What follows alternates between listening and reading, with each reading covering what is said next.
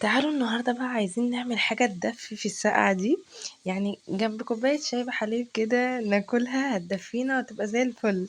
بس أول حاجة صلوا على النبي ترحموا على جدتي، حطوا لايك للفيديو عشان الفيديو يعجبكم قوي قوي قوي وأنا متأكدة يعني بإذن الله. فحطوا لي لايك وتعالوا نشوف بقى ايه هي الحاجة. اول حاجة كده حطينا السمنة بتاعتنا تسيح على النار، وبعد كده معايا هنا عجوة. العجوة دي بعد ما فككتها عشان هي كانت عندي في التلاجة، حطينا عليها معلقتين سمنة، طبعا السمنة بلدي، وحطينا كمان سمسم، وهنبدأ ان احنا ندلكها كويس جدا. هنا ماما السمنة بتسيح فهي مش هتسيبها في حالها، لا هتزود تاني برضو. بصوا جمال السمنة البلدي بيكون تحفة قوي قوي، بالذات في الحاجات دي بتكون روعة في الاكل كله، يعني بسم الله ما شاء الله كان تحفة. هنا بقى هي بتزود، طبعا انتوا عارفين ايديها في السمنة يعني ما بتتوصوش اصلا. فهنبدأ نسيب السمنة تسيح كده زي ما انتم شايفين، وما تعالى بقى اوريكم المكونات بتاعتنا ايه.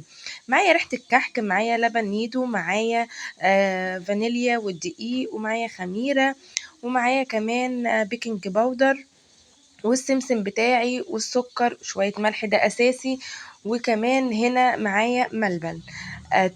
تمام كده تمام. النهارده هنعمل شوية كحك بقى بالعجوة والملبن، يعني بصوا خطار خطار. هنا النوع الدقيق ده كويس قوي قوي، احنا جربناه اكتر من مرة، واعتقد دي تالت سنة او حاجة احنا بنعمل بيه. هنا كان معايا 7 كيلو من الدقيق. معايا بقى هنا القوالب والحاجات دي كلها بتاعة الرسومات اللي احنا هنعمل بيها النقشات يعني، والمنقاش بقى والحاجات بتاعتنا الحلوة دي طبعا. والمنخل ده عايزه اقول لكم بيكون في الدقيق تحفه قوي. ماما اصلا كانت جايبه لنا في العيد اللي فات، احنا كنا دايما بنعمل بمصفى ضيقه، بس عايزه اقول لكم بيدي هشاشه للدقيق تحفه. وهنا بقى بصوا العجوه بعد ما عملناها وكورناها كده صغنن، بصوا شكلها عامل ازاي، تحفه تحفه. لازم تكون طريه كده معاكي، ولو حسيتيها ان هي ناشفه زودي سمنه. السمنة بتخليها لينة معاكي وطرية وبتكون تحفة. واهم حاجة زودي لها كده السمسم، لان العجوة بيكون فيها السمسم تحفة. وما تنسيش تحطي فيها يعني فانيليا. الفانيليا في العجوة بتكون خطيرة خطيرة. صلوا على النبي بقى وتعالوا هنا ننخل الدقيق بتاعنا. بعد ما ننخله كده عايزين ننخله نخلة كده كويسة يعني. تمام. طبعا عايزة اقول لكم احنا هنا مش بنعمل كحك، احنا بنعمل معمول. المعمول غير الكحك في حاجات كتير قوي يعني، مش كتير قوي، بس هي بتبقى فيه شوية تركات كده مش بينفعوا يتعملوا للكحك، بيتعملوا للمعمول. تمام كده. مع ان الكحك برضو بيكون كحكاية ناعمة وبتكون حلوة، لكن المعمول برضو بيكون فيها كام تركاية كده زي ما قلت لكم لازم ان احنا نعملهم. بعد بقى ما هنعمل الدقيق بتاعنا كده، تعالوا نحط الاضافات اللي احنا هنحطها. طبعا انا بصوا بقى انا هساوي في البيت وهساوي في اللهم صل على سيدنا محمد في الفرن. يعني احنا هنا عندنا اصلا 3 صاجات ماشي كبار، كانت ستي الله يرحمها كانت جايبهم لنا، فهعملهم وهنوديهم الفرن لان احنا الفرن يعني جنب البيت، فهوديهم الفرن والباقي هعمله في البيت. تمام كده. هوريكم برضو التسويه بتاعه البيت، ماما اصلا بتحبها مني قوي لان انا اللي بسويه لها. باقعد كده درجة الحرارة باخلّيها على 180، وبافضل بقى إن أنا أضبّطها وأنا باساوي الكحك بتاعنا أو المعمول. تمام كده؟ تمام. تعالوا نشوف بقى هنا بعد ما نخلنا الدقيق بتاعنا هنحط إيه. أول حاجة هاحط معلقتين من اللبن النيدو. تمام، دول كانوا عندي في كيس. تمام، وهاحط كيس تاني أهو. بصوا احط الكيس اللبن النيدو ده بيدي طعم خطير خطير للمعمول بتاعك، لازم تحطيهم. وهحط كمان شوية ملح، ده سنة اساسي لازم نحطهم. ومعايا روح الكحك، حط برضو معلقتين او معلقتين ونص كده حسب الكمية اللي انت هتعمليها. اهو تعالوا نشوف هنا ماما هتحط قد ايه. دي اول كده معلقة. تمام. هنحط برضو معلقة تاني اهو. بصوا هي اصلا روح الكحك دي نفاذة او بتتباع عندنا نفاذة، او معايا كمان ظرفين من الفانيليا هنحطهم بيكونوا في المعمول تحفة. بصوا بقى يا جماعة، هنا كيلو الدقيق معايا بياخد 3 معالق من السمسم. تمام. احنا طبعا معانا 7 كيلو دقيق، فاحنا هنحط الكمية اللي تناسبنا. بس انا بقول لكم يعني لو انتوا هتعملوا كيلو دقيق بياخد 3 معالق من السمسم، بياخد نص معلقة او معلقة صغيرة من روح الكحك، بياخد ظرف فانيليا، رشة ملح صغننة. تمام. وبياخد كيلو الا ربع من السمنة. هو اساسي الكيلو الدقيق بياخد نص سمنه، بس احنا عشان بنعمل معمول ولازم تكون سمنته زياده شويه، فبناخد كيلو الا ربع، او ممكن تحطي 150 جرام، ما تحطيش 250 جرام. تمام. هنا بقى السمنه بتاعتي بعد ما ساحت وبقت زي الفل، طبعا هي سخنه، ماما بتعمل على السخن، فهنقلب كده بالمعلقه. نبدا نقلب الاول لغايه لما الدقيق يتشرب كل السمنه دي كلها. تمام كده. تمام. بصوا بقى، سموا الله وانتوا بتحطوا كده السمنه، انا بصي مش عايزه اقول لكم على الريحه في الوقت ده، يعني السمنه بقى مع الدقيق ومع الريحه كده، ريحه الكحك والسمسم والحاجات دي كانت تحفه تحفه بجد والله العظيم. هنبدا نقلبه كده شويه بشويه زي ما انتوا شايفين، لغايه لما نقدر ان احنا نتحمل ان احنا هنبسه. وبسيه بقى، عايزه اقول لك اقعدي زي ما انت عايزه بقى، بس فيه لغايه لما تكون الدقيقه معاكي ناعمه خالص وخدت كفايتها بجد في البس، وتاكدي ان كل الطبق بتاعك مفهوش ندعه واحده كده او معلقه واحده من الدقيق. تعالوا هنا بقى نعمل الخميره بتاعتنا. معايا ظرف كده من الخميره، هحط ظرف تاني. تمام، لان انا معايا 7 كيلو دقيق. اللهم صل على سيدنا محمد. هنحط كده الظرفين. كملوا معايا الفيديو للاخر، هيعجبكم قوي قوي بعد ما يستوي وهتشوفوه. وعايزه اقول لكم بجد اللي انتوا هتتشجعوا وهتقوموا تعملوه اصلا. حطيت كمان معلقه، يعتبر معلقه من البيكنج باودر. تمام. يبقى ظرفين من الخميره، معلقه من البيكنج باودر، معايا كمان فانيليا. معايا كوبايه سكر. احط كمان نص كوبايه، يعني كوبايه ونص من السكر اهو، زي ما انتوا شايفين كده. يبقى كده حطينا السكر والخميره والبيكنج باودر والفانيليا. قلب كله مع بعض بقى ميه دافيه. ممكن تحطي حليب براحتك، لكن دي ميه دافيه. تمام. الحليب هيطري قوي الدنيا معاكي، هيطريها جدا، فانا بقول بلاش. بص، اول ما حطينا الخميره والبيكنج باودر ما شاء الله تفاعلوا على طول اصلا يعني. بس انا برضو هسيبهم 5 كده يتفاعلوا مع بعض. تمام كده. نقلبهم بقى كويس، نتأكد ان السكر كله داب عشان ما يكونش محبب كده في العجينة بتاعتك. دوبي بس السكر وسيبيها بعد كده تختمر.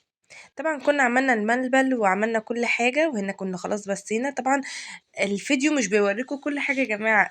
انا بفصل وبفضل اعمل مع ماما وبعدين ارجع اصور وكده، فبنتعب قوي والله العظيم في الفيديوهات دي. فبالله عليكم كل اللي يشوف الفيديو وصل لغاية هنا يحط لنا لايك ويقول لنا رأيكم، يعني قولي لي رأيكم في الكومنتات. تمام. بصوا هنا نبدأ بقى نلم العجينة يا جماعة. بصوا، الكحك البسكوت، لا البسكوت لا، الكحك او المعمول مش بيتعجن، العجينة ما بتتعجنش. هنا العجينة احنا بنلمها، يعني احنا كده بنحط المية اللي هي بالخميرة وكده، احنا بصوا بنلم العجينة. ده اول صاج عملناه. تمام. انا هوريكم طبعا النقشات من قريب، وده تاني صاج وتالت صاج هوريهولكم برضو. وتعالوا بقى اوريكم النقشات من قريب، واوريكم التسوية بتاعت البيت. تمام. تمام.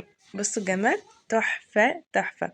هنا بقى طبعا لازم تغطي كده بمشمع او اي حاجة عندك، عشان العجينة بتاعتك وشها ما ينشفش. فلازم اساسي ان انت تغطي العجينة بتاعتك. هنا بقى بص، ماما بتاخد قطعة وبعدين بتحط فيها جواها العجوة، وبعدين معايا القالب ده هبدأ ان انا احطها كده وادوس بالراحة، وبعدين انزل واحدة واحدة هيكون معاكي بالشكل ده. ده اول شكل اللي هو بالقالب ده، بيكون تحفة. تمام. وسهل وجميل قوي، واي حد ممكن يعمله. تمام. احنا هنا هنعمل بقى من المنقاش. تبداي تنقشي الاول من الطرف، وطبعا مش بتخلي العجينه في ايدك سمكها قليل، لا احنا بنخليها كده ليها سمك كده تحفه. وبعدين بتبداي تنقشي من الجنب الاول زي ما انتم شايفين. طبعا انا اصلا كنت قاعده بشوف من ماما بتعمل ايه وبعدين اعمل زيها. وبعدين تعملي من جواها كده النقشه، بتكون روعه. بصوا كذا نقشه، تحفه قوي قوي، يعني ما شاء الله جميل. طبعا استعدوا بقى لرمضان جاي بإذن الله علينا بالخير والعيد، وهنعمل بقى كحك وبسكوت وحاجات قد كده بإذن الله. تعالوا كمان اوريكم نقشة تاني. بصوا ماما، انتوا شايفين اصلا هي ماما بتظبطها الاول كده بايديها. هنا بقى هتعملها من النص كده من الحروف، وتبدأ تنقش من الجوانب اهو. عايزه اقول لكم دي بعد لما بتستوي بتكون تحفة، شكلها اصلا بيفتح النفس. بصوا الجمال، تحفة قوي. بصوا، جميلة. طبعا بس في ناس مش بتعرف او بنات مش بتعرف ان هي تعمل بالمنقاش قوي، فهي بالنسبه لكم القوالب دي بتكون تحفه، بتكون سهله كمان، يعني بتكون سهله. وفي كمان القالب التاني اللي انا وريته لكم ده، هنشوفه برضو دلوقتي مع بعض هنعمله. بيكون بيديكي المعمول مربع كده، فبيكون حلو قوي. بصوا هنا كمان ماما عايزه تعمل بقى ورده، مش عارفه عايزه تعمل ايه، مش فاكره. بصوا النقشات تحفة. انتوا صوروا النقشات دي عندكم والله يا جماعة، وخدوها سكرين كده وخليها معاكي عشان تعرفي ان انتي ما تيجي تعملي تجيبيها كده سكرين وتعملي زيها. بصوا ده كمان القالب ده تحفة قوي، بتطلعيه بيكون بس معمول سنة، تبدأي ان انتي تظبطيه بصباعك كده، خلاص الدنيا زي الفل. بصوا تحفة، هي خبطتين بيديكي رسمة بقى وردة، هو بيبقى جاي معاه 5 أو 6 من الرسومات باين. هنا كمان ماما تعمل كحك الجواهر، هما بيقولوا عليه جواهر باين او كده، بس انا بالنسبه لي كحك بالمكسرات، يعني انا مش عارفه هما بيقولوا عليه ايه، بس انا بالنسبه لي اللي هو كحك بالمكسرات. ماما حتى عين جمل وحتى فستق ولوز وحتى بندق، لا مش فستق، حتى بندق وعين جمل ولوز، تمام. وهنبدأ نعجن العجينة كده بالمكسرات، وبعد كده نعملها بقى ايه، نقطعها بقى زي الكحك كده عادي. بصوا بقى هنا انا بدأت ان انا اسوي في البيت، هوريكم بقى الصواني في البيت. بصوا القمر، بصوا القمر تحفة، ده اللي هو بالنقشة اللي هي اللي هي القوالب دي. بصوا جميل جمال. تعالوا اوريكم التسوية بتاعتي بقى في البيت والقمر. بصوا القمر تحفة تحفة، عايزة اقول لكم الريحة كانت قلبة الدنيا، اقسم بالله كانت قلبة الدنيا. بصوا الصاج ده كمان تحفة قوي. النظام على فكرة وانتي بترصي كده، مش بتحطي كده خلاص، لازم ترصيه عشان نفسك تتفتح كده للكحك بتاعك والصينية دي انا نقشاها كحكاية كحكاية يعني. كحكاية كحكاية والله انا نقشة. وهنا كمان بعد ما خلصنا بقى الكمية كلها، بصوا التسوية بتاعتي يا جماعة، قولولي في الكومنتات تسلم ايدك بجد، قولولي تسلم ايدك. هنا بقى معايا العلب دي، ماما حطت كده كيس تلاجة، وهنبدأ ان احنا نرص بقى كده، وهنغطي برضو بكيس تلاجة. عندك اي حاجة ممكن تحطي فيها شايلة بقى كحك وحاجات زي كده، بس احنا ايه، مش في العيد بقى، احنا مش في العيد، احنا بنعمل عشان نشرب كده كوباية شاي بحليب مظبوطة، معمول بالقمر والحلاوة والريحة. انا عايزة اشممكم ريحة بجد، عايزة ادوقكم كلكم. بصوا كان تحفة قوي تحفة، جربوا الطريقة دي بجد يا جماعة، جربوا الطريقة اللي ماما بتعمل بيها هتعجبكم جدا جدا. آم، الله اكبر، الله اكبر، لا إله إلا الله. فجربوها وقولوا لي رايكم، وقولوا لي رايكم في الشكل كمان في الكومنتات. هستنى رايكم، وهستنى اللايكات بتاعتكم، بالله عليكم تحطوا لي لايكات. هنا بقى هنغطي بكيس اهو. بصوا دي الكميه بتاعتنا. أشهد أن لا إله إلا الله.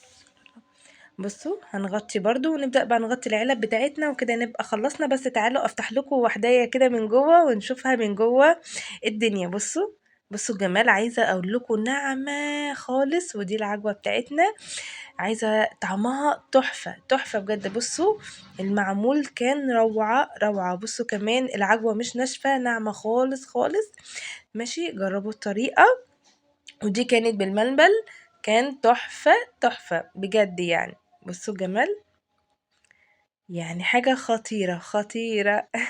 تخيلوها بقى جنب كوباية قهوة كده أو شاي بحليب، بجد تحفة. استنى بقى رأيكم، وقولولي وحطولي اللايكات، واستنوني بقى في فيديو جديد. باي باي.